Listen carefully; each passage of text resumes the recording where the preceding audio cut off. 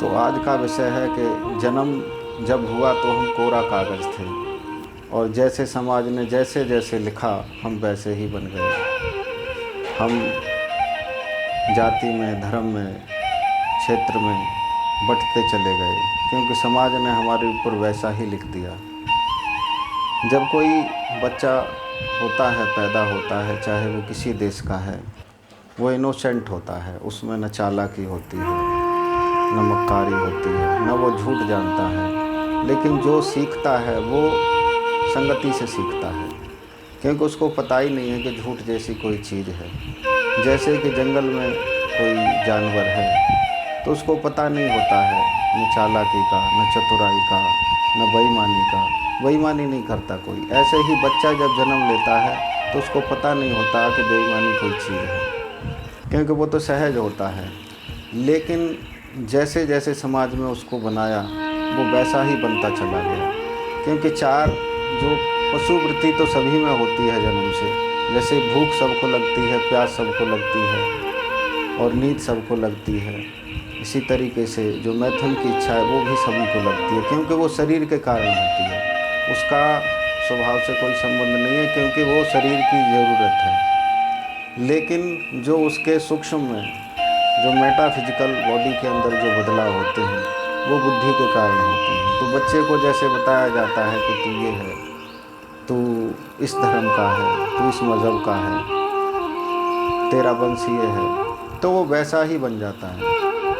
और जैसी जैसी उसको शिक्षा दी जाएगी, किताबें पढ़ेगा, तो उसका विश्वास पूरी ज़िंदगी भर बढ़ता चला जाता है और वो वही काम करता है। अंत में उसकी ऐसी वृत्ति हो जाती है कि मैं ये करूँगा तो ऐसा करूँगा, क्योंकि उसका स्वाभाविक कुछ बनना होता है, मैं कुछ बन जाऊँ। तो जो इस समय जिस तरह की किताबें, शिक्षा, आचरण जो समाज में हैं वो उसको बनाते हैं। क्योंकि अगर कोई बच्चा मदरसे में पढ़ता है, उसको जो शिक्षा दी जाएगी तो उसकी वृत्ति वैसी ही बन जाएगी। और अगर कोई मंदिर में जाता है तो उसकी वृत्ति वैसी ही बन जाएगी। चर्च में जाता है तो चर्च वाली वृत्ति बन जाएगी, क्योंकि ईश्वर अंश रूप से सभी में विद्यमान है। इसीलिए विश्वास सबका दृढ़ होता है, वो चाहे कोई भी हो। उसका चर्च में जाने से विश्वास नहीं बढ़ता, न उसका मदरसे में जाने से विश्वास बढ़ता है, न मस्जिद में जाने से विश्वास बढ़ता है, न मंदिर में जाने से विश्वास बढ़ता है। विश्वास का कारण है कि जो परम तत्व है वो उसके अंदर विद्यमान होता है, उसके कारण ही विश्वास होता है। सबका विश्वास एक जैसा दृढ़ होता है। तो इसलिए जो समाज जो देता है उस पर विचार करो कि हम जब बच्चा किसी घर में जन्म लिया तो उसको बनाया कैसे, मतलब क्या सिखाया उसको। तो अगर किसी चोर के घर में जन्मेगा तो उसको चोरी ही सिखाएगा वो। तो जो जैसा समाज होता है वो वैसे ही बच्चे को बना देता है। लेकिन वास्तव में बच्चा तो अबोध था, बिल्कुल कोरा कागज़ था, उसको कुछ नहीं पता था कि मैं क्या हूँ। उसको जैसा पहना हुआ दिया वैसा पहन लिया उसने। किसी को टोपी लगाई तो टोपी लगा दी, किसी को कोई चिन्ह बना दिया तो चिन्ह पहना दिया, तो वैसा ही बन जाता है। वो सोचने लगता है कि मैं ऐसा ही हूँ और वैसे ही कर्म करता है। और जब उसका विश्वास दृढ़ होता है तो वो गलत और सही का निर्णय नहीं करता, क्योंकि उसकी नज़र में अगर गलत काम भी गलत नहीं है और वो उसको करता है। तो इसी तरीके से जो मज़हब के नाम पे लोगों को जो सिखाया जाता है, तो एक तरीके से उनको बना दिया जाता है कि तू ये है, और वो पूरी ज़िंदगी उसको ढोता रहता है। तो ये एक बहुत बड़ा अपराध है और इस तरह का अपराध समाज में हो रहा है। इसी तरह जो समझदार बुद्धिमान व्यक्ति हैं इसका पूरी तरीके से जब तक विरोध नहीं करेंगे कि इस तरह के आचरण न सिखाए जाएं समाज में, जो क्राइम को जन्म दे रहे हैं, नए नए तरीके के गलत व्यवहारों को जन्म दे रहे हैं। एक स्त्री पुरुष में द्वेष पैदा करते हैं, मनुष्य मनुष्य में पैदा करते हैं, आतंकवाद को जन्म देते हैं।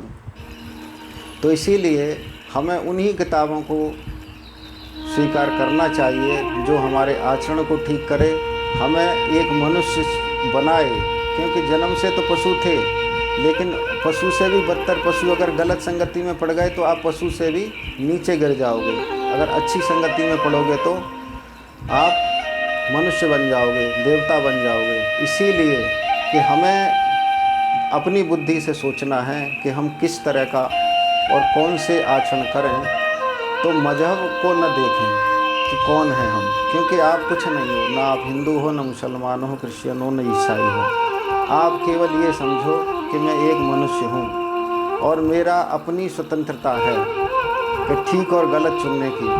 आप दूसरों के व्यक्ति जब तक ये खुद को नहीं एनालिसिस करेगा ठीक और गलत क्या है, तब तक ये जो धर्म के नाम पे पाखंड फैला है तब तक फैला रहेगा।